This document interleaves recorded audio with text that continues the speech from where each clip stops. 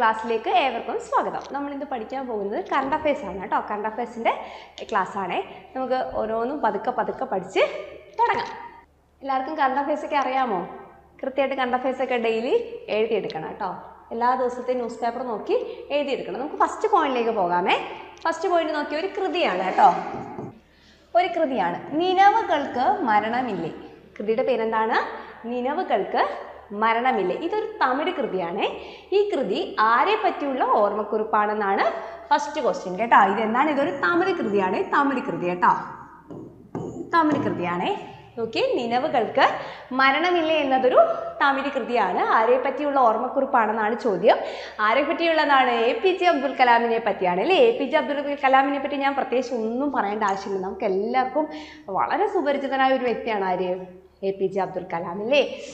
ഒരു പക്ഷേ ഗാന്ധിജി കഴിഞ്ഞാൽ നമ്മളെ അധികം സ്വാധീനിച്ചൊരു വ്യക്തിയെന്ന് വേണമെങ്കിലും ആരെ പറയാം? APJ അബ്ദുൽ കലാമിനെ പറയാം അല്ലേ. അദ്ദേഹത്തെ കുറിച്ചുള്ള ഒരു ഓർമ്മക്കുറിപ്പാണ് എന്ത്? നിനവുകൾക്ക് മരണമില്ലേ. പേര് ഓർമ്മ വെച്ചേക്കണേ, മറന്നു പോവല്ലേ. നിനവുകൾക്ക് മരണമില്ലേ. ഇതൊരു ഓർമ്മക്കുറിപ്പാണ്. ആരൊക്കെ തമ്മിലാണ് എഴുതിയെന്നറിയാമോ? ഇത് നോക്കിയേ, YS രാജനും നസീമ മരക്കാറും ചേർന്നാണ് ഈ കൃതി എഴുതിയത് കേട്ടോ. YS രാജൻ ആരാന്നറിയാമോ? നമ്മുടെ APJ അബ്ദുൽ കലാമിന്റെ കോവർക്കറാണ്. അദ്ദേഹത്തിന്റെ കൂടെ ജോലി ചെയ്തിരുന്ന ഒരു വ്യക്തിയാണ് ആര്? YS രാജൻ. നസീമ മരക്കാർ അദ്ദേഹത്തിന്റെ സിസ്റ്ററുടെ മകളാണ് കേട്ടോ. ഈ രണ്ട് വ്യക്തികൾ ചേർന്നിട്ടാണ് ഈ കൃതി എഴുതിയത്. ഏത് കൃതി? നിനവുകൾക്ക് മരണമില്ലേ എന്ന കൃതി. ഇതൊരു തമിഴ് കൃതിയാണ്. ഓക്കെ ആണല്ലോ. നോക്കിയേ, ഇത് പ്രകാശനം ചെയ്തത് എവിടെയാണ്? രാമേശ്വരത്താണ്. നമ്മുടെ ആഭ്യന്തര സഹകരണ വകുപ്പ് മന്ത്രിയായിട്ടുള്ള അമിത് ഷായാണ് ഇത് പ്രകാശനം ചെയ്തത്. ഓക്കെ ആണല്ലോ. ഇനി ഇത് ഇംഗ്ലീഷിലേക്ക് ട്രാൻസ്ലേറ്റ് ചെയ്ത വ്യക്തിയാണ് ശ്രീപ്രിയ ശ്രീനിവാസൻ. അതത്ര ഇമ്പോർട്ടൻ്റ് ആയിട്ടുള്ള ഫാക്റ്റ് ഒന്നുമല്ല, പക്ഷേ പേര് ഓർത്തിരിക്കണം കൃതിയുടേത്. നിനവുകൾക്ക് മരണമില്ലേ, APJ അബ്ദുൽ കലാമിനെ പറ്റിയുള്ളതാണെന്ന്. ഓക്കെ, ഈ ഫാക്ട്സ് ഇത്ര ഒന്നുകൂടി പറയട്ടെ. നോക്കിയേ, നിനവുകൾക്ക് മരണമില്ലേ എന്നത് APJ അബ്ദുൽ കലാമിനെ പറ്റിയുള്ള കൃതിയാണ്. എഴുതിയത് ആരൊക്കെ ചേർന്നിട്ടാണ്? YS രാജനും നസീമ മരക്കാറും ചേർന്നിട്ടാണ് ഈ കൃതി എഴുതിയത്. ഇനി ഇത് ഒരു വട്ടം കൂടി വായിച്ചു കഴിഞ്ഞാൽ അപ്പം തന്നെ നമുക്ക് എന്ത് ചെയ്തിരിക്കണം? മനസ്സിലായി, കംപ്ലീറ്റ് ആയി, ഇതിൻ്റെ പഠനം തീർന്നിരിക്കണം. അതുപോലെ മനസ്സിലാക്കിയിട്ട് പോകണം ഈ ക്ലാസ്സിനെ. നോക്കിക്കോണേ, YS രാജൻ, നസീമ മരക്കാർ. നിങ്ങൾ ജസ്റ്റ് എഴുതിയെടുക്കണം കേട്ടോ. പോയിന്റ്സ് ഒക്കെ എഴുതിയെടുക്കണം. നിങ്ങൾക്ക് നോട്ട് കിട്ടുമെങ്കിലും നിങ്ങൾ പോയിന്റ്സ് ഒക്കെ എഴുതിയെടുത്തിട്ട് വേണം കറണ്ട് അഫയേഴ്സ് പഠിക്കാനേ. നോക്കിയേ, ആരാണ് പ്രകാശനം ചെയ്തത്? അമിത് ഷായാണ്. എവിടെയാണ് പ്രകാശനം ചെയ്തത്? രാമേശ്വരത്താണ് പ്രകാശനം ചെയ്തത്. ട്രാൻസ്ലേറ്റ് ചെയ്ത് രാമേശ്വരം നമ്മുടെ APJ അബ്ദുൽ കലാമിന്റെ ജന്മസ്ഥലമാണ് അല്ലേ രാമേശ്വരം. അദ്ദേഹത്തിന്റെ അന്ത്യവിശ്രമ സ്ഥലം എവിടെയാണ്? പൈക്കരിമ്പ് ഇല്ലേ. അദ്ദേഹത്തിന്റെ അന്ത്യവിശ്രമ സ്ഥലം പൈക്കരിമ്പ് എന്ന് പറയുന്ന സ്ഥലത്താണ് അല്ലേ. പേയ്ക്കരിമ്പ് അല്ലെങ്കിൽ പൈക്കരിമ്പ് എന്നൊക്കെ പറയുന്ന സ്ഥലത്താണ് അദ്ദേഹത്തിന്റെ അന്ത്യവിശ്രമ സ്ഥലം. അതൊക്കെ ഒന്ന് പഠിച്ചു വെച്ചേക്കണേ. രാമേശ്വരം അദ്ദേഹത്തിന്റെ ജന്മനാടാണ് അല്ലേ.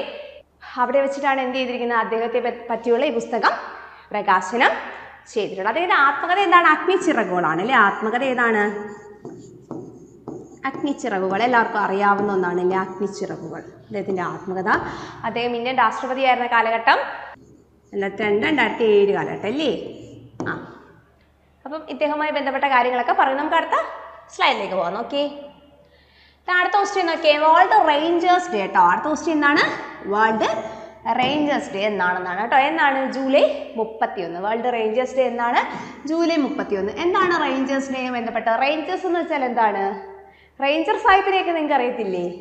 നമ്മൾ സിനിമയിലൊക്കെ കേട്ടിട്ടില്ല അങ്ങനെ ഒരു വാക്ക്. നീ നോക്കിയ വന്യജീവികളെ സംരക്ഷിക്കാനും വിലയേറിയ പ്രകൃതി വിഭവങ്ങൾ സംരക്ഷിക്കുന്നതിനുമായി പ്രവർത്തിക്കുന്ന ധീര വ്യക്തികൾ, അവരെ ആദരിക്കാൻ വേണ്ടിയുള്ള ദിനമാണെന്ത്? Rangers day. World rangers day July 31. Date മറന്നു പോവല്ലേ. റേഞ്ചേഴ്സ് ഡേ എന്നാണെന്ന്? ജൂലൈ 31. അടുത്ത നിങ്ങൾ നോക്കിയ ഇതേ ഒരു വേർഡാണ് CDMDF. വളരെ ശ്രദ്ധയോടുകൂടി തന്നെ ശ്രദ്ധിക്കണേ. CDMDF, കോർപ്പറേറ്റീവ് ഡെപ്റ്റ് മാർക്കറ്റ് ഡെവലപ്മെന്റ് ഫണ്ട്. ഇതിൽ നിന്ന് തന്നെ നമുക്ക് അന്ന് മനസ്സിലായി ഇതൊരു ഫണ്ടാണെന്ന് മനസ്സിലായില്ലേ. എന്താണ്? ഒരു കറണ്ട് ഫാക്റ്റ് ആണ്. നോക്കിയേ, കോർപ്പറേറ്റീവ് ഡെപ്റ്റ് മാർക്കറ്റ് ഡെവലപ്മെന്റ് ഫണ്ട്. നിങ്ങൾ നോക്കിയത് എന്താണെന്ന്? ഇന്ത്യയിലെ കോർപ്പറേറ്റീവ് ഡെപ്റ്റ് മാർക്കറ്റിന്റെ ആവശ്യങ്ങൾ പരിഹരിക്കുന്നതിനായി സ്ഥാപിതമായ ഒരു ബദൽ നിക്ഷേപ ഫണ്ടാണ് എന്ത്? CDMDF. അതായത് എന്താണ് ഡെപ്റ്റ് മാർക്കറ്റ് എന്ന് വെച്ചാൽ? കടക്കമ്പോളം. ഡെപ്റ്റ് മാർക്കറ്റ് എന്താണ്? കടക്കമ്പോളം കേട്ടോ. കടക്കമ്പോളം എന്ന് വെച്ചാൽ എന്താണ്? നിക്ഷേപകർക്ക് ഡെപ്റ്റ് സെക്യൂരിറ്റീസ് അല്ലെങ്കിൽ ബോണ്ടുകൾ കടപ്പത്രങ്ങളോ ബോണ്ടുകളൊക്കെ വാങ്ങുകയും വിൽക്കുകയും ചെയ്യുന്ന ഒരു ഇടമാണ് എന്ത്? കടക്കമ്പോളം. അത് എക്കണോമിക്സ് ഫാക്റ്റ് ആണ് അല്ലേ? നോക്കി, എന്താണ്? നിക്ഷേപകർക്ക് അവരുടെ എന്ത് കടപ്പത്രങ്ങൾ, ഡെപ്റ്റ് സെക്യൂരിറ്റി മീൻസ് എന്താണ്? ഈ കടപ്പത്രങ്ങൾ വാങ്ങുകയും വിൽക്കുകയൊക്കെ ചെയ്യാനുള്ള സ്ഥലമാണ് കടക്കമ്പോളം. ഈ കടക്കമ്പോളത്തിലെ ആവശ്യങ്ങൾ പരിഹരിക്കുന്നതിന് വേണ്ടി സ്ഥാപിതമായിട്ടുള്ള ഒരു ബദൽ നിക്ഷേപ ഫണ്ടാണ് എന്ത്? CDM-DF ഇല്ലേ? നമ്മളിപ്പോൾ എന്താണ്, നമുക്കൊരു വരുമാനം ഉണ്ടെന്ന് വെച്ചു, അത് വെച്ച് നമ്മൾ പല പല കാര്യങ്ങൾ സാധിക്കും. പക്ഷേ എന്ത് ചെയ്യും? നമ്മളൊരു ചെറിയ സേവിങ്സ് മാറ്റി വെക്കും. എന്തിനു വേണ്ടിയാണ്? ചെറിയൊരു ഫണ്ട് മാറ്റി വെക്കും. എന്തിനു വേണ്ടിയാണ്? ഒരു ആവശ്യ സാഹചര്യത്തിൽ, ഒരു അത്യാവശ്യ ഘട്ടത്തിൽ ഉപയോഗിക്കാൻ വേണ്ടി. അങ്ങനെയുള്ളൊരു ഫണ്ടാണ് എന്ത്? CDM-DF എന്ന് പറയുന്നത്. അതായത് എന്താണ്? ഇവിടെ കടക്കമ്പോളത്തിലെ ക്യാഷുകൾ, പൈസ അല്ലെങ്കിൽ എന്താണ് വിനിമയം നടക്കുന്ന സമയത്ത് എന്തെങ്കിലും ഒരു അത്യാവശ്യം വന്നാൽ അതിനുവേണ്ടി മാറ്റിവെക്കപ്പെടുന്ന ഒരു തുകയാണ് എന്ത്? CDM-DF. എന്താണ് പൂർണ്ണരൂപം? കോപ്പറേറ്റീവ് ഡെപ്റ്റ് market development fund. Current fact ആണ്. ഇതാരാണ് ഇൻട്രൊഡ്യൂസ് ചെയ്തത്? സെബി ഇല്ലേ? Securities exchange board of India. SEBI ആണ് എന്ത് ഇൻട്രൊഡ്യൂസ് ചെയ്തത്? CDM-DF ഇൻട്രൊഡ്യൂസ് ചെയ്തത്. ഓക്കെ ആണല്ലോ? സെബി നിലവിൽ വന്നത് എന്നാണ്? 1992 ഇപ്പൊ സെബിയുടെ ചെയർമാൻ ആരാണ്? മാധവിപുരി ബുച്ച് കേട്ടോ. മാധവിപുരി ബുച്ച് കേട്ടോ. ഇതാരാണ്? സെബിയുടെ ചെയർമാനാണ്. ഇപ്പം നിലവിലെ സെബിയുടെ മേധാവി ആരാണ്? മാധവിപുരി ബുച്ച്. സാമ്പത്തിക പ്രതിസന്ധി ഉണ്ടാകുന്ന സാഹചര്യത്തിൽ പിന്തുണ നൽകുന്ന ഒരു ഫണ്ടാണ് എന്ത്? CDM-DF. അപ്പോൾ ഒന്നും കൂടി പറയാം. CDM-DF എന്താണെന്ന്. എന്താണ് പൂർണ്ണരൂപം? കോപ്പറേറ്റീവ് ഡെപ്റ്റ് മാർക്കറ്റ് ഡെവലപ്മെന്റ് ഫണ്ട്. സാമ്പത്തിക പ്രതിസന്ധി ഉണ്ടാകുന്ന സാഹചര്യത്തിൽ, അതല്ലെങ്കിൽ എവിടെയാണ്? കടക്കമ്പോളങ്ങളിലെ ഒരാവശ്യങ്ങൾക്ക് വേണ്ടി അല്ലെങ്കിൽ അവിടുത്തെ ഒരു ആവശ്യം പരിഹരിക്കുന്നതിന് വേണ്ടി സ്ഥാപിതമായിട്ടുള്ള ഒരു ബദൽ ഫണ്ടാണ് എന്ത്? CDM-DF. ഈ അടുത്ത 2022-23 സമയത്താണ് ഇത് ഇൻട്രൊഡ്യൂസ് ചെയ്തത്. ലോഞ്ച് ചെയ്തത് ആരാണ്? നിർമ്മല സീതാരാമനാണ് അല്ലേ? നിർമ്മല സീതാരാമൻ. ആരാണ് ഇൻട്രൊഡ്യൂസ് ചെയ്യുന്നത്? സെബിയാണ് കേട്ടോ. അതിൻ്റെ പൂർണ്ണ രൂപം ജസ്റ്റ് ഒന്ന് പഠിച്ചു വെച്ചേക്കേ. ഓക്കെ, നമ്മൾ ഇനി പഠിക്കുന്നത് UN വർഷങ്ങളാണ് കേട്ടോ. UN വർഷങ്ങൾ നോക്കിക്കോളൂ. 2019 മുതൽ 2026 വരെയുള്ള ഓരോ വർഷത്തിൻ്റെയും പ്രാധാന്യം ഇവിടെ കൊടുത്തിട്ടുണ്ട്. അതുകൂടാതെ എക്സ്ട്രാ പോയിന്റ്സ് ഒക്കെ ഉണ്ട്. നമുക്ക് ജസ്റ്റ് ഒന്ന് കേട്ടിരിക്കാം കേട്ടോ. 2019 എങ്ങനെയാണ് അറിയപ്പെടുന്നത് നോക്കിയേ? തദ്ദേശ ഭാഷാ വർഷം. 2019 എന്താണ്? തദ്ദേശ ഭാഷാ വർഷമാണ് 2019. 2020 എങ്ങനെയാണ് UN ആചരിച്ചത്? സസ്യാരോഗ്യ വർഷമാണ് അല്ലേ? Year of plant health. തദ്ദേശ ഭാഷയാകുമ്പോൾ എന്താണ്? ഇൻഡിജിനസ് ലാംഗ്വേജ് ആണ് അല്ലേ? ഇപ്പൊ 2019 എന്താണ്? തദ്ദേശ ഭാഷാ വർഷം. 2020 സസ്യാരോഗ്യ വർഷം. ഇത് കൂടാതെ 2020 മറ്റു പ്രത്യേകത എന്തെങ്കിലും അറിയാമോ? നഴ്സസ് വർഷം ഇല്ലയോ? 2020 നഴ്സസ് വർഷമാണ് കേട്ടോ. പിന്നെ നഴ്സസ് വർഷത്തിൻ്റെ കൂടെ തന്നെ 2020 ഗർഭ ശുശ്രൂഷ വർഷം എന്നൊരു പ്രത്യേകത കൂടിയുണ്ട് കേട്ടോ. ഗർഭ ശുശ്രൂഷ വർഷം കൂടിയാണ് ഇത് 2020. അപ്പം 2020 സസ്യാരോഗ്യ വർഷം ഒന്നാമത്തെ പ്രാധാന്യം. രണ്ട് പ്രാധാന്യം കൂടി പറഞ്ഞു ഇല്ലേ? എന്താണ്? നഴ്സസ് ആൻഡ് ഗർഭ ശുശ്രൂഷ വർഷമാണ് ഇത് 2020. അപ്പം 2019 എന്തായിരുന്നു? തദ്ദേശ ഭാഷാ വർഷം. 2021 നോക്കിയേ. 2021 ഒത്തിരി പ്രത്യേകത. നമ്മളിവിടെ ഒന്ന് മാത്രമേ കൊടുത്തിട്ടുള്ളൂ കേട്ടോ. എന്താണ്? പഴം പച്ചക്കറി വർഷം. 2021 എന്താണ്? ഇമ്പോർട്ടൻ്റ് ആയിട്ടുള്ള ഒരു പോയിന്റാണ് കൊടുത്തിട്ടുള്ളത്. എക്സ്ട്രാ കൂടി പറയാമേ.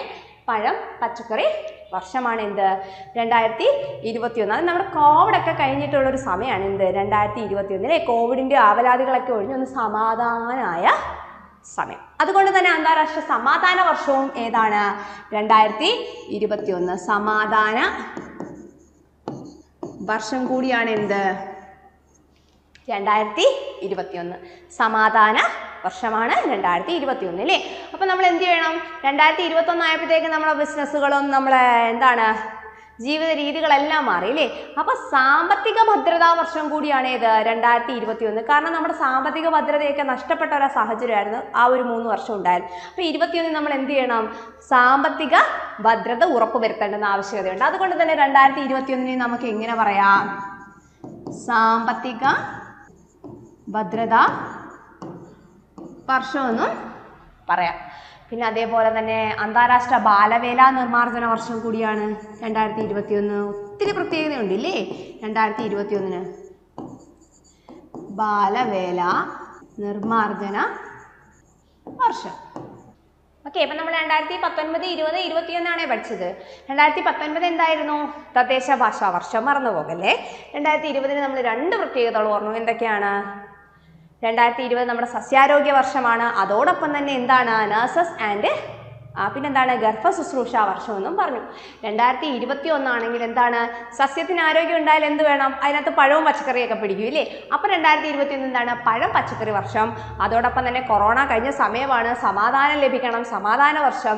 സാമ്പത്തിക സുസ്ഥിരത ഉണ്ടാക്കണം, സാമ്പത്തിക സുസ്ഥിരതാ വർഷം.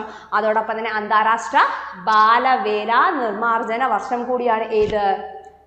2021. ഓക്കെ ആണല്ലോ. ഇനി 2022 നോക്കിയേ.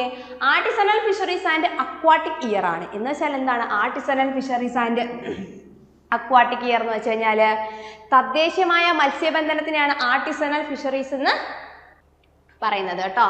എന്താണ് ആർട്ടിസണൽ ഫിഷറീസ് എന്ന് പറയുന്നത്? എന്തിനെയാണ്? തദ്ദേശീയമായ മത്സ്യബന്ധനത്തെയാണ് എങ്ങനെ അറിയപ്പെടുന്നത്?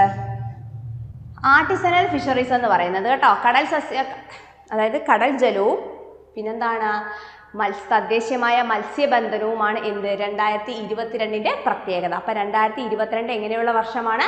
Artisanal fisheries and aquatic year എന്ന് പറയും. അതായത് തദ്ദേശീയമായ മത്സ്യബന്ധന വർഷം എന്ന് വെച്ചാൽ പറയുന്നത് വെച്ചാൽ തദ്ദേശീയമായ മത്സ്യബന്ധനം എന്ന് വെച്ച് കഴിഞ്ഞാൽ അതായത് മത്സ്യബന്ധനത്തിന് പോകുന്ന കുറച്ച് ആൾക്കാരില്ലേ, അവർക്ക് അതായത് ആ ജോലി ചെയ്യുന്നവർ അവർക്ക് വേണ്ടിയുള്ളത്, അങ്ങനെയുള്ള മത്സ്യബന്ധനം ചെയ്യുന്ന ആൾക്കാരുണ്ട്. അതായത് പെട്ടെന്നൊരു സാഹചര്യത്തിൽ നമ്മളൊരു ജോലി ചെയ്യുന്നത് നമുക്കൊരു കുലത്തൊഴിലെന്നൊക്കെ പറയത്തില്ലേ, അങ്ങനെയുള്ള ജോലി ചെയ്യുന്നവരും രണ്ടല്ലേ, ആ കാറ്റഗറിയിൽ വരുന്നവരാണ് ആര്? ഈ തദ്ദേശീയമായ മത്സ്യബന്ധനവുമായി റിലേറ്റ് ചെയ്തത് കേട്ടോ. അപ്പോൾ തദ്ദേശീയമായ മത്സ്യബന്ധന വർഷമാണ് എന്ത്? 2022. ഓക്കെ ആണ്. 19, 20, 21, 22 വരെ പഠിച്ചു. 20 എന്താണ് പറഞ്ഞത്? സസ്യാരോഗ്യ വർഷമാണ്. 21 എന്താണ് പറഞ്ഞത്? പഴം പച്ചക്കറി വർഷമാണ്. 22 എന്താണ് പറഞ്ഞത്? പഴവും പച്ചക്കറിയും കഴിഞ്ഞാൽ പിന്നെ നമുക്ക് എന്ത് വേണം? കറിക്ക് മത്സ്യം വേണം. അങ്ങനെ ഓർത്താൽ മതിയേ. തദ്ദേശീയമായ മത്സ്യബന്ധനം. ഓക്കെ ആണല്ലോ. നിങ്ങൾ നോക്കൂ, സസ്യത്തിന് ആരോഗ്യമുണ്ടായാൽ മാത്രമേ 2020 തൊട്ടുള്ള നോക്കിയാൽ മതി, കൃത്യമായിട്ട് നിങ്ങൾക്ക് കിട്ടും. ആരോഗ്യം ഉണ്ടായാൽ മാത്രമേ അതിൽ എന്ത് പറ്റൂ? പഴവും പച്ചക്കറിയും പിടിക്കുകയുള്ളൂ. അങ്ങനെ ഓർത്ത് വെക്കണേ. പഴവും പച്ചക്കറിയും ഉണ്ടായെങ്കിൽ ഇനി അടുത്ത നമുക്ക് എന്താണ് ഭക്ഷണത്തിൽ ഉൾപ്പെടുത്തേണ്ടത്? മത്സ്യമാണ് ഉൾപ്പെടുത്തേണ്ടത് അല്ലേ. അപ്പോൾ അടുത്ത ആരും ഉൾപ്പെടുത്തി നമ്മൾ? ആർട്ടിസണൽ ഫിഷറീസ് ആൻഡ് അക്വാട്ടിക് എന്ന് പറയുന്ന 2022. ഇനി 2023 ഞാൻ പറയേണ്ട ആവശ്യമില്ല, എല്ലാവർക്കും അറിയാം. ഇയർ ഓഫ് മില്ലറ്റ്സിലെ ചെറുധാന്യ വർഷം. എന്താണ് 2023? എന്താണ്? ചെറുധാന്യ വർഷമാണ് അല്ലേ. 2023 എന്താണ്? ചെറുധാന്യ വർഷമാണ് അല്ലേ. 2023 ചെറുധാന്യ വർഷം. മറന്നു പോകല്. 2023 പ്രത്യേകത PSC ചോദിച്ച ചോദ്യമാണ് എന്ത്? ചെറുധാന്യ വർഷവുമായി ബന്ധപ്പെട്ടതാണ്. അപ്പോൾ ചെറുധാന്യ വർഷം അവിടെ ഫിഷ് കഴിഞ്ഞ അടുത്ത ആരാണ്? ചെറുധാന്യങ്ങളാണ്. ചെറുധാന്യ വർഷമാണ് 2023. ഇനി 2024 ഇയർ ഓഫ് ക്യാമലിറ്റ്സ്. 2024 എന്താണ്? ഒട്ടക വർഷം എന്ന് പറയും ഇല്ലേ. Year of ക്യാമലിറ്റ്സ്. 2024 ഈ വർഷം എന്താണ്? ഇയർ ഓഫ് ക്യാമലിറ്റ്സ്, ഒട്ടക വർഷം. അതായത് ക്യാമൽസ് മാത്രമല്ല, അതായത് എന്താണ്?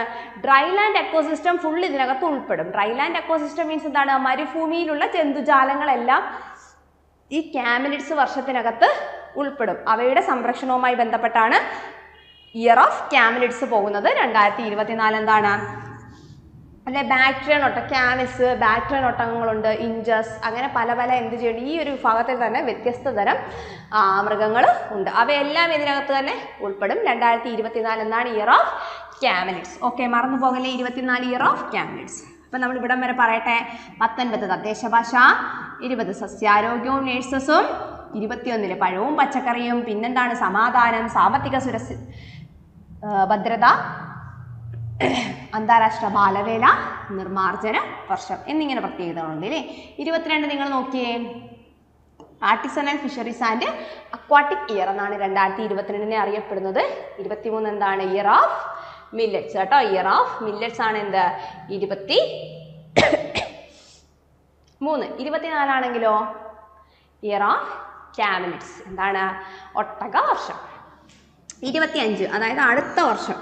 അപ്പോൾ അടുത്ത വർഷത്തിനെയും UN എന്ത് ചെയ്തിട്ടുണ്ട്, പ്രഖ്യാപിച്ചിട്ടുണ്ട് ഗ്ലേസിയേഴ്സ് പ്രിസർവേഷൻ. എന്താണ് ഗ്ലേസിയേഴ്സ് എന്ന് വെച്ചാൽ ഹിമാനികളില്ലേ, നമ്മുടെ ഹിമാലയത്തിലൊക്കെ കാണപ്പെടുന്ന ഹിമാനികൾ, തെന്നി നീങ്ങുന്ന പാളികളെയാണ് നമ്മൾ എന്ത് പറയുന്നത്, ഹിമാനികൾ എന്ന് പറയുന്നത്. അപ്പോൾ ഹിമാനികളെ സംരക്ഷിക്കുന്ന വർഷമാണ് ഇത് 2025. ആഗോളതാപനമൊക്കെ മൂലം എന്ത് ചെയ്തുകൊണ്ടിരിക്കുകയാണ്, ഹിമാനികളിലൊക്കെ എന്താണ്, ഹിമാനികളൊക്കെ ഉരുകുകയും അപകടങ്ങളും അങ്ങനെ പല പല പ്രശ്നങ്ങളും ഉണ്ടായിക്കൊണ്ടിരിക്കുകയാണ് അല്ലേ. അപ്പം നിങ്ങൾ നോക്കിയേ 2025 എന്താണ്, ഗ്ലേസിയേഴ്സ് പ്രിസർവേഷൻ, ഹിമാനി സംരക്ഷണ വർഷം. ഓക്കെ ആണോ? ഓക്കെ. 2026 കൂടെ പഠിക്കണേ. Rangeland and pastorality. Rangeland എന്ന് വെച്ചാൽ എന്താണ്, പുൽത്തകിടികളുണ്ടല്ലോ, പുൽത്തകിടികളും പാസ്റ്ററാലിസ്റ്റ്, ആ വാക്കൊന്ന് പഠിച്ചു വെച്ചേക്കണം കേട്ടോ. നമുക്ക് ഇംഗ്ലീഷിലെങ്കിലും അത് യൂസ് ചെയ്യും. പാസ്റ്ററാലിസ്റ്റിൻ്റെ ഇടയന്മാരെന്നാണ് കേട്ടോ. അതായത് കന്നുകാലി മേയ്ക്കാൻ കൊണ്ട് നടക്കുന്നവരൊക്കെ ഇല്ലേ, അവരെയാണ് നമ്മൾ പാസ്റ്ററാലിസ്റ്റ് എന്ന് പറയുന്നത്. അപ്പോൾ ഇടയന്മാരെന്ന് നമുക്ക് ഒറ്റയടിക്ക് പറയാമേ. അവർക്ക് വേണ്ടിയുള്ള വർഷമാണ് 2026. ഓക്കെ. അപ്പോൾ 2019 മുതലാണ് നമ്മൾ പഠിച്ചത്. നമുക്ക് ഈ സ്ലൈഡ് ഒന്നും കൂടി പഠിക്കാമേ. 2019 എന്താണ്, തദ്ദേശ ഭാഷാ വർഷം. 2020 എന്താണ്, സസ്യാരോഗ്യ വർഷം.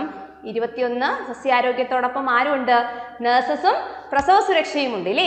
2020 അടുത്ത എന്താണ്, 21 പഴം പച്ചക്കറി വർഷം. അതോടൊപ്പം സമാധാനമുണ്ട്, പിന്നെന്തുണ്ട്, സാമ്പത്തിക സുരക്ഷതയുണ്ട്, ബാലവേല നിർമ്മാർജ്ജനമുണ്ട്. ഇതുവരെ ക്ലിയർ ആണല്ലോ. ഇനി 2022 ഇല്ലേ, എന്താണ്, artisanal fisheries and aquatic year എന്നാണ് അറിയപ്പെടുന്നത്. 2022 അതായത് തദ്ദേശീയമായ മത്സ്യബന്ധന വർഷം, അങ്ങനെ തന്നെ പഠിച്ചു വെച്ചോളൂ. 2023 എന്താണ്, ഇയർ ഓഫ് മില്ലറ്റ്സ്, ചെറുധാന്യ വർഷം. 2024 ആണെങ്കിലോ എന്താണ്, ഇയർ ഓഫ് ക്യാമലിഡ്സ് ആണ് അല്ലേ, ഇയർ ഓഫ് ക്യാമലിഡ്സ് അതായത് ഒട്ടക വർഷം. 2025 പ്രത്യേകത എന്താണ്, ഹിമാനി സംരക്ഷണ വർഷമാണ് 2025. തൊട്ടടുത്ത വർഷം നമ്മൾ അടുത്ത വർഷം ആരെ സംരക്ഷിക്കണം, ഹിമാനികളെ സംരക്ഷിക്കണം, ഹിമാനി സംരക്ഷിത വർഷം. 2026 വരെ UN എന്ത് ചെയ്തിട്ടുണ്ട്, പ്രഖ്യാപിച്ചിട്ടുണ്ട്. 2026 ആർക്ക് വേണ്ടിയുള്ള വർഷമാണ്, ആർക്ക് വേണ്ടിയുള്ളതാണ്, എന്താണ്, പുൽത്തകിടികൾക്കും ഇടയന്മാർക്കും കേട്ടോ. ഇങ്ങനെ തന്നെ പഠിക്കുക. Rangeland and pastoralist. Okay ആണോ? റേഞ്ച് ലാൻഡ് ആൻഡ് പാസ്റ്ററാലിസ്റ്റ് അതായത് പുൽത്തകിടികളും ഇടയന്മാരും റിലേറ്റഡ് ആണ് അല്ലേ, കന്നുകാലി മേയ്ക്കുന്നവർ റിലേറ്റഡ് ആണ് അല്ലേ, അവർക്ക് വേണ്ടിയുള്ളത് അല്ലെങ്കിൽ അതിൻ്റെ സംരക്ഷണത്തിന് വേണ്ടിയുള്ള വർഷമാണ് ഏത്, 2026. അപ്പം UN വർഷം 2019 മുതൽ 2026 വരെ നമ്മൾ പഠിച്ചിട്ടുണ്ട്. ഓക്കെ. അപ്പം ഇതുവരെ എന്ത് ചെയ്യുക, ഒന്ന് റിമൈൻഡ് ചെയ്ത് നോക്കണേ. അപ്പം നമുക്ക് അടുത്ത സ്ലൈഡിലേക്ക് പോകാം. അടുത്ത കുറച്ച് പോയിന്റ്സ് ആണേ.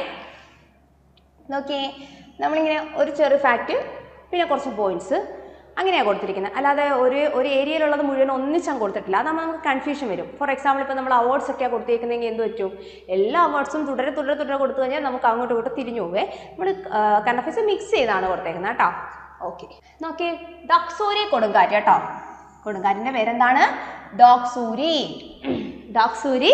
കൊടുങ്കാറ്റ്. വീശിയത് ഏതൊക്കെ രാജ്യങ്ങളിലാണെന്നാണ് ചോദ്യം. നോക്കിയേ, ചൈനയിലും ഫിലിപ്പൈൻസിലും ഇല്ലേ. 2023 ചൈനയിൽ വെള്ളപ്പൊക്കത്തിനൊക്കെ കാരണമായ കൊടുങ്കാറ്റാണ് ഇത്, ഡോക്സൂരി കൊടുങ്കാറ്റ്. ഡോക്സൂരി കൊടുങ്കാറ്റ് വീശിയ രാജ്യങ്ങളുടെ പേര് ഓർത്ത് വെച്ചേക്കണം, ചൈനയും ഫിലിപ്പൈൻസുമാണ്. ഏതൊക്കെയാണ്, ചൈനയും ഫിലിപ്പൈൻസും. ഓക്കെ. ഇനി നമ്മൾ പഠിക്കുന്ന 2 പദ്ധതികളാണ് കേട്ടോ. ഇങ്ങനൊരു പദ്ധതി നിങ്ങൾ കേട്ടിട്ടുണ്ട്, നമ്മൾ പദ്ധതിയുടെ ക്ലാസ്സിൽ പഠിച്ചു, ഹൃദ്യം പദ്ധതി എന്ന് നമ്മൾ പഠിച്ചു ഇല്ലേ. ആ പദ്ധതിയല്ല ഇത് കേട്ടോ. അതെന്താണ്, ഹൃദയവുമായി ബന്ധപ്പെട്ട പദ്ധതി, ഹൃദ്യം പദ്ധതി. ഇതെന്താണെന്ന് വെച്ചാൽ കുടുംബശ്രീ അവതരിപ്പിക്കുന്ന ഒരു പദ്ധതിയാണ് ഇത്. ഈ ഹൃദ്യം പദ്ധതി ഏത് ജില്ലയിൽ, മലപ്പുറം ജില്ലയിൽ കൃത്യമായിട്ട് ഫോക്കസ് ചെയ്തിട്ടുണ്ട്. ജില്ല ഏത് ജില്ലയാണ്, മലപ്പുറം ജില്ലയിൽ. അപ്പോൾ കുടുംബശ്രീ മലപ്പുറം ജില്ലയിൽ അവതരിപ്പിക്കുന്ന പെയിൻ ആൻഡ് പാലിയേറ്റീവ് പ്രോഗ്രാമാണ് എന്ത്, ഹൃദ്യം പദ്ധതി. അതായത് കിടപ്പ് രോഗികളുടെ സംരക്ഷണവും അല്ലെങ്കിൽ അവരുടെ ശുശ്രൂഷയുമായി ബന്ധപ്പെട്ട് കുടുംബശ്രീ മലപ്പുറം ജില്ലയിൽ അവതരിപ്പിച്ച പദ്ധതിയാണ് ഏത്, ഹൃദ്യം പദ്ധതി. ഓക്കെ ആണല്ലോ, മറന്നു പോകല്ല്. മലപ്പുറം ജില്ലയിൽ ഹൃദ്യം പദ്ധതി അവതരിപ്പിച്ചത് ആരാണ്, കുടുംബശ്രീ. ആർക്ക് വേണ്ടിയുള്ളതാണ്, ബെഡ് റിഡൻസ് എന്ന് വെച്ചാൽ ബെഡ് റിഡൻ മീൻസ് എന്താണ്, കിടപ്പ് രോഗികൾ കേട്ടോ. കിടപ്പ് രോഗികൾക്ക് വേണ്ടിയുള്ള പദ്ധതിയാണ് ഏത്, ഹൃദ്യം പദ്ധതി. ജില്ല മലപ്പുറം, കുടുംബശ്രീയാണ് ഇനിഷ്യേറ്റ് ചെയ്യുന്നത്. ഓക്കെ. അടുത്തതും ഒരു കുടുംബശ്രീയുടെ പദ്ധതിയാണ് മഞ്ജുള ഗ്രാമം പദ്ധതി. മഞ്ജുള ഗ്രാമം പദ്ധതി കുടുംബശ്രീ തന്നെയാണ് ഇനിഷ്യേറ്റ് ചെയ്യുന്നത്. എവിടെയാണോ നോക്കിയേ? വയനാട് ജില്ലയിൽ കേട്ടോ. ജില്ല ഏതാണ്? വയനാട് ജില്ലയാണ്. എന്തുമായി ബന്ധപ്പെട്ടതാണെന്ന് അറിയാമോ ഈ പദ്ധതി? വയനാടൻ മഞ്ഞൾ, വയനാടൻ മഞ്ഞൾ എന്ന ഈ ഇനവുമായി ബന്ധപ്പെട്ട നമുക്ക് ഇതിൽ തന്നെ കിട്ടും ഇല്ലേ? മഞ്ജുള ഗ്രാമം വയനാട്, വയനാടൻ മഞ്ഞൾ ഓക്കെ ആണേ. അതായത് ഈ വയനാടൻ മഞ്ഞൾ എന്ന് പറയുന്ന ഈ ഒരു സസ്യത്തിൻ്റെ കൃഷി എന്ത് ചെയ്തുകൊണ്ടിരിക്കുകയാണ്? ഇപ്പോൾ ഇല്ലാതായിക്കൊണ്ടിരിക്കുകയാണ്. അപ്പം അതിൻ്റെ പുനരുജ്ജീവനവുമായി ബന്ധപ്പെട്ട് അല്ലെങ്കിൽ അത് വീണ്ടും എന്ത് ചെയ്യുക? അതിൻ്റെ കൃഷി ഉയർത്തിക്കൊണ്ട് വരിക എന്ന ലക്ഷ്യത്തോടു കൂടി കുടുംബശ്രീ വയനാട്ടിൽ അവതരിപ്പിച്ചൊരു പദ്ധതിയാണ് ഇത് മഞ്ജുള ഗ്രാമം പദ്ധതി. മനസ്സിലാവുന്നുണ്ടല്ലോ? ഈ മഞ്ജുള ഗ്രാമം പദ്ധതി എന്ത് സസ്യവുമായി ബന്ധപ്പെട്ടതാണ്? വയനാടൻ മഞ്ഞളുമായി ബന്ധപ്പെട്ടതാണ്. ഓക്കെ, നോക്കിയേ. ഇന്ത്യയിലെ ആദ്യത്തെ ഓൺലൈൻ ഗെയിമിംഗ് അക്കാഡമി എവിടെയാണ്? അടുത്ത പോയിന്റ് എന്താണ്? ഇന്ത്യയിലെ ആദ്യത്തെ ഓൺലൈൻ ഗെയിമിംഗ് അക്കാഡമി. ഇല്ലേ, ഇപ്പോൾ ഓൺലൈൻ ഗെയിംസിൻ്റെ കാലഘട്ടമാണ് അല്ലേ? അപ്പോൾ അക്കാഡമി വരുന്നത് എവിടെയാണ്? മധ്യപ്രദേശിലാണ്. ഓക്കെ, ഈ സ്ലൈഡ് ഞാൻ ഒന്നുകൂടി പറയുന്നു, കേട്ടോളൂ. ഡോക്സൂരി എന്ന കൊടുങ്കാറ്റ് വീശിയത് ഏതൊക്കെ രാജ്യങ്ങളിലെന്നാണ് ആദ്യം ചോദ്യം. 2023 ചൈനയിലും ഫിലിപ്പൈൻസിലൊക്കെ വെള്ളപ്പൊക്കം ഉണ്ടായ ഇതിന് കാരണമായ ഒരു കൊടുങ്കാറ്റാണ് ആര്? ഡോക്സൂരി കേട്ടോ. ഡോക്സൂരി മറന്നു പോകല്ലേ, ആ പേര് രസമുള്ള പേരല്ലേ ഡോക്സൂരി, മറന്നു പോകത്തില്ല. ഓക്കെ, അടുത്താണ് നമ്മൾ ഹൃദ്യം പദ്ധതി പറഞ്ഞു. മലപ്പുറം ജില്ലയിൽ ഫോക്കസ് ചെയ്തുകൊണ്ട് മാത്രം കുടുംബശ്രീ അവതരിപ്പിച്ച ഒരു പദ്ധതിയാണ് ഹൃദ്യം പദ്ധതി. ആർക്ക് വേണ്ടി? കിടപ്പ് രോഗികളുടെ സംരക്ഷണത്തിനും ശുശ്രൂഷയ്ക്കും വേണ്ടിയാണ് എന്ത് കൊണ്ടുവന്നത്? ഹൃദ്യം പദ്ധതി കൊണ്ടുവന്നത്. ഓക്കെ, ഇനി നോക്കിയേ, തൊട്ടടുത്ത മറ്റൊരു പദ്ധതി കൂടി പറഞ്ഞു. എന്താണത്? മഞ്ജുള ഗ്രാമം പദ്ധതി. അതും ആര് തന്നെയാണ് ഇനിഷ്യേറ്റ് ചെയ്തിരിക്കുന്നത്? കുടുംബശ്രീ തന്നെയാണ്. വയനാടൻ മഞ്ഞളിൻ്റെ എന്താണ് കൃഷി പ്രോത്സാഹനവുമായി ബന്ധപ്പെട്ട പദ്ധതിയാണ് ഏത്? മഞ്ജുള ഗ്രാമം പദ്ധതി. ഓക്കെ, നോക്കിയേ, ഇന്ത്യയിലെ ആദ്യത്തെ ഓൺലൈൻ ഗെയിമിംഗ് അക്കാഡമി. ആ പോയിന്റ് മറന്നു പോകല്ലേ. ഇന്ത്യയിലെ ആദ്യത്തെ ഓൺലൈൻ ഗെയിമിംഗ് അക്കാഡമി വരുന്നത് എവിടെയാണ്?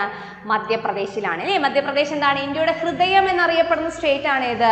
മധ്യപ്രദേശിൽ. എങ്ങനെയാണ് അറിയപ്പെടുന്നത്? PSC ഒരുപാട് തവണ ആവർത്തിച്ചിട്ടുള്ളൊരു ചോദ്യമാണ് അല്ലേ? ഇന്ത്യയുടെ ഹൃദയം മധ്യപ്രദേശ്. മറ്റൊരു പ്രത്യേകത എന്താണ്? ഇന്ത്യയിൽ ഏറ്റവും കൂടുതൽ കടുവകളെ കാണപ്പെടുന്നത് ഏത് സ്റ്റേറ്റിലാണ്? മധ്യപ്രദേശിലാണ്. അതുകൊണ്ട് തന്നെ ഇന്ത്യയുടെ കടുവ സ്റ്റേറ്റ് എന്നറിയപ്പെടുന്നത് ആരെ തന്നെയാണ്? നമ്മുടെ സ്വന്തം മധ്യപ്രദേശിനെയാണ് അല്ലേ? ഇന്ത്യയുടെ ഹൃദയം, കടുവ സംസ്ഥാനം എന്നിങ്ങനെയൊക്കെ അറിയപ്പെടുന്നു എന്തിനെ? മധ്യപ്രദേശിനെ. ഓക്കെ ആണല്ലോ? അപ്പം അടുത്ത സ്ലൈഡിലേക്ക് പോകാമേ. താണ്ട അടുത്ത ക്വസ്റ്റ്യൻ നോക്കിയേ. Mangrove cell. എന്തുവാണ് മാംഗ്രോവ്? കണ്ടൽ ചെടി ഇല്ലേ? എല്ലാവർക്കും അറിയാം, കണ്ടലാണ് കണ്ടൽ ചെടി.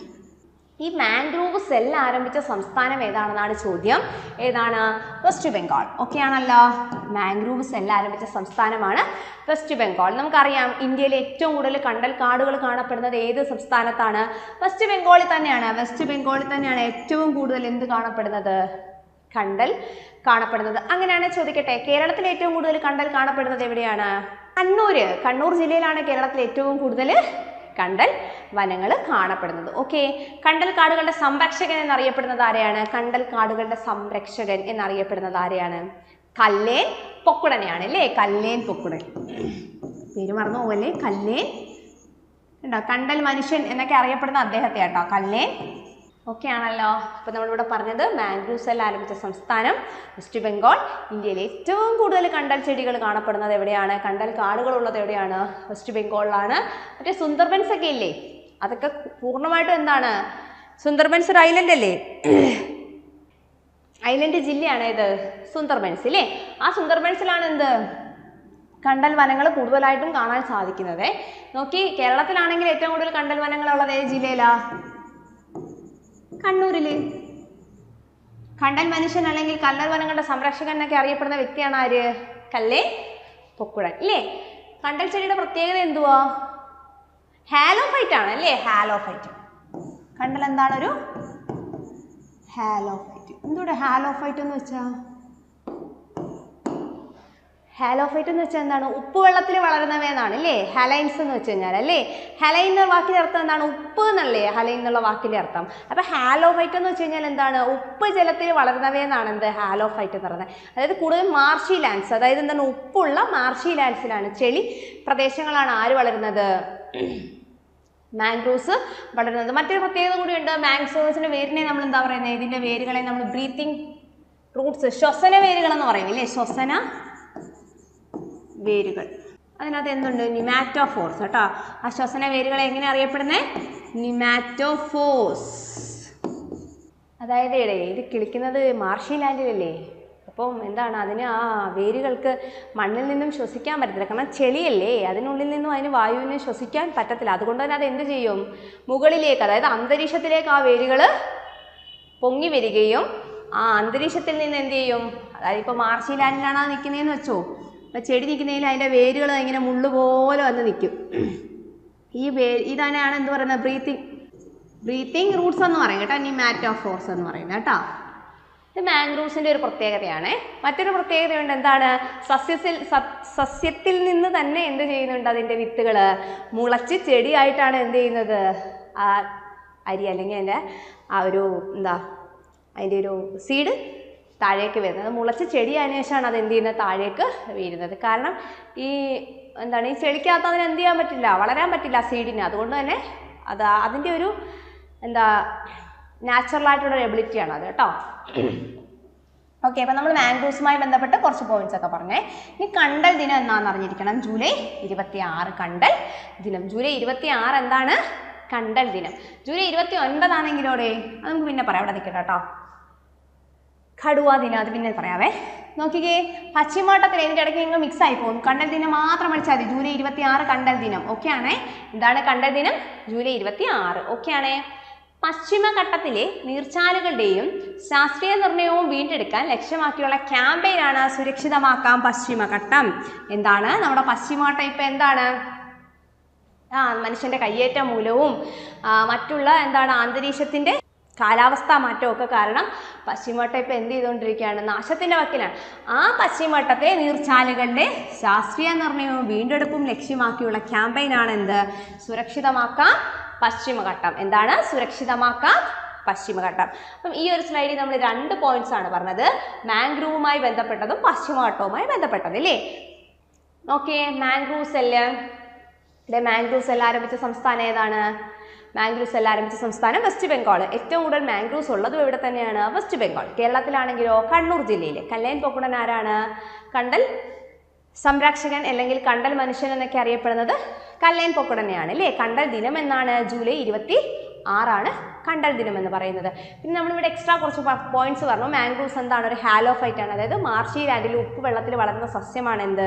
കണ്ടലെന്ന് നമ്മൾ പറഞ്ഞു. മാത്രമല്ല കണ്ടലിൻ്റെ വേരുകളെ നമ്മൾ എങ്ങനെ അറിയപ്പെടുന്നു? നിമാറ്റോഫോർസ്, ശ്വസന വേരുകൾ എന്നറിയപ്പെടുന്നു അല്ലേ. അങ്ങനെ നമ്മൾ കുറച്ച് പ്രത്യേകതകൾ കണ്ടലുമായി ബന്ധപ്പെട്ട് പറഞ്ഞു. ഓക്കെ ആണല്ലോ. കണ്ടൽ ചെടികൾ എന്തിനു വേണ്ടിയാണ് വെച്ച് പിടിപ്പിക്കുന്നത്? തീരപ്രദേശത്തോട്ട് കടലിൻ്റെ അല്ലെങ്കിൽ ജല സ്രോതസ്സുകളുടെ തീരത്തേക്ക് കയറി തീരത്തെ ഇടിച്ചിടുന്നു അല്ലേ. തീരത്തേക്ക് അതിക്രമിച്ച് കയറാതിരിക്കാൻ വേണ്ടി നമ്മൾ കണ്ടൽ ചെടികൾ വെച്ച് പിടിപ്പിക്കുന്നുണ്ട് അല്ലേ. സുനാമി പോലെയുള്ള വൻ തിരമാലകളെ പോലും തടയാൻ ആർക്ക് കഴിവുണ്ടെന്നാണ് പറയുന്നത്? നമ്മുടെ കണ്ടൽ ചെടികൾക്ക് കഴിവുണ്ട്. ഓക്കെയാണ്. അപ്പോൾ കണ്ടൽ ചെടികൾ അത്രയധികം പ്രാധാന്യമേറിയൊരു പ്ലാന്റ് ആണ്. അപ്പം ഇതിനകത്ത് അടുത്ത പോയിന്റ് എന്താണ് പറഞ്ഞാൽ? പശ്ചിമഘട്ടവുമായി ബന്ധപ്പെട്ടതാണ്. പശ്ചിമഘട്ടത്തിലെ നീർച്ചാലുകളുടെ ശാസ്ത്രീയ നിർണയവും വീണ്ടെടുപ്പും ലക്ഷ്യമാക്കിയുള്ള ക്യാമ്പയിനാണ് സുരക്ഷിതമാക്കാം പശ്ചിമഘട്ടം. വീണ്ടും പറയുന്നത് കറണ്ട് ഫാക്റ്റ് ആയതുകൊണ്ടാണ്, അതുകൊണ്ട് ഇച്ചിരി കയറാൻ കുറച്ച് സമയം എടുക്കും ഇല്ലേ. നോക്കിക്കോളൂ, സുരക്ഷിതമാക്കാം പശ്ചിമഘട്ടം. പശ്ചിമഘട്ടത്തിലെ നീർച്ചാലുകളുടെ ശാസ്ത്രീയ നിർണയവും വീണ്ടെടുപ്പും. നീർച്ചാലുകളൊക്കെ വറ്റി വരണ്ടു തുടങ്ങിയില്ലേ, അവയൊക്കെ എന്ത് ചെയ്യണം? പുനർജീവൻ നൽകണം. അതിനു വേണ്ടിയൊക്കെയുള്ളൊരു പദ്ധതിയാണ് സുരക്ഷിതമാക്കാം പശ്ചിമഘട്ടം എന്ന് പറയുന്നത്. അടുത്ത് നോക്കിയേ, മേരി മട്ടി അല്ല കേട്ടോ, മാട്ടി. ഇങ്ങനെ അത് എഴുതിയേക്കുന്ന കേട്ടോ, മേരി മാട്ടി മേരാ ദേശ്. നരേന്ദ്രമോദി അവതരിപ്പിച്ചൊരു ക്യാമ്പയിനാണ് എന്ത്? മേരി മാട്ടി മേരാ ദേശ്. ഓക്കെ, നോക്കി എന്തിനു വേണ്ടിയുള്ളതാണ്? രാജ്യത്തെ രക്തസാക്ഷികളായ ധീരഹൃദയരെ ആദരിക്കാനായി സ്വാതന്ത്ര്യ ദിനത്തോടനുബന്ധിച്ച് നരേന്ദ്രമോദി ആരംഭിച്ച ക്യാമ്പയിനാണ് മേരി മാട്ടി മേരാ ദേശ് എന്ന് പറയുന്ന ക്യാമ്പയിൻ. ഓക്കെ ആണല്ലോ. നോക്കിയേ, രാജ്യത്തെ രക്തസാക്ഷികളായ ധീരഹൃദയരെ ആദരിക്കാൻ വേണ്ടി സ്വാതന്ത്ര്യ ദിനത്തോടനുബന്ധിച്ച്, ഈ വർഷത്തെ അല്ലേ, കഴിഞ്ഞ വർഷത്തെ സ്വാതന്ത്ര്യ ദിനത്തോട് 2023 അവതരിപ്പിച്ച ഒരു പദ്ധതിയാണ് മേരി മാട്ടി മേരാ ദേശ്. ഓക്കെ ആണേ, മറന്നു പോകല്ലേ. അടുത്ത പോയിന്റിലേക്ക് വന്നേ. അടിസ്ഥാന സാക്ഷരതയും വിദ്യാഭ്യാസവും പ്രോത്സാഹിപ്പിക്കാൻ കേന്ദ്രം അവതരിപ്പിച്ച മൊബൈൽ ആപ്ലിക്കേഷൻ ഏതാണെന്നാണ് ചോദ്യം. ഉല്ലാസ്. എന്താണ്? അടിസ്ഥാന സാക്ഷരതയും വിദ്യാഭ്യാസവും പ്രോത്സാഹിപ്പിക്കാൻ ആരവതരിപ്പിച്ചതാണ്? കേന്ദ്രം അവതരിപ്പിച്ച മൊബൈൽ ആപ്ലിക്കേഷൻ ആണ് ഏത്? ഉല്ലാസ് കേട്ടോ. ഉല്ലാസിന്റെ ഫുൾ ഫോം എന്താ നോക്കാം നമുക്ക്. Understanding lifelong learning for all in society. Okay, understanding lifelong learning for all in society. അതാണ് എന്ത്? ഉല്ലാസ് എന്ന് പറയുന്ന മൊബൈൽ ആപ്ലിക്കേഷൻ്റെ ഫുൾ ഫോം. ഉല്ലാസ് എന്ന് പറയുന്ന മൊബൈൽ ആപ്ലിക്കേഷൻ എന്തിനു വേണ്ടിയുള്ളതാണ്? അടിസ്ഥാന വിദ്യാഭ്യാസവും സാക്ഷരതയും പ്രോത്സാഹിപ്പിക്കാൻ വേണ്ടി കേന്ദ്രം അവതരിപ്പിച്ചൊരു മൊബൈൽ ആപ്ലിക്കേഷനാണ്. ഓക്കെ, ഈ സ്ലൈഡിൽ 2 പോയിന്റ് പറഞ്ഞു. 2 പോയിന്റും ഒന്നുകൂടി പറയുകയാണ്, നോക്കിക്കോളൂ. മേരി മാട്ടി മേരാ ദേശ് ക്യാമ്പയിൻ അവതരിപ്പിച്ചത് നരേന്ദ്രമോദിയാണ്. ആർക്ക് വേണ്ടിയാണ്? രക്തസാക്ഷികളായ, ഇന്ത്യക്ക് വേണ്ടി രക്തസാക്ഷികളായ ധീരഹൃദയരെ ആദരിക്കാൻ വേണ്ടിയുള്ള ഒരു ക്യാമ്പയിനാണ് Mary Maati Mera Desh. Okay, next point എന്താ പറഞ്ഞത്? അടിസ്ഥാന സാക്ഷരതയും വിദ്യാഭ്യാസവും പ്രോത്സാഹിപ്പിക്കാൻ കേന്ദ്ര സർക്കാർ ആരംഭിച്ച ഒരു മൊബൈൽ ആപ്ലിക്കേഷനാണ് ഏത്? ഉല്ലാസ് എന്ന് പറയുന്നത്. ഉല്ലാസിന്റെ full form understanding lifelong learning for all in society. അല്ലേ, സമൂഹത്തിലെ എല്ലാവർക്കും വേണ്ടിയാണ് കേട്ടോ. For all in society. Okay ആണല്ലോ. അപ്പോൾ അടുത്ത സ്ലൈഡിലേക്ക് പോകാമല്ലോ. ഓക്കെ, ഇത് പറഞ്ഞ പോലെ understanding lifelong learning for all in society. Okay.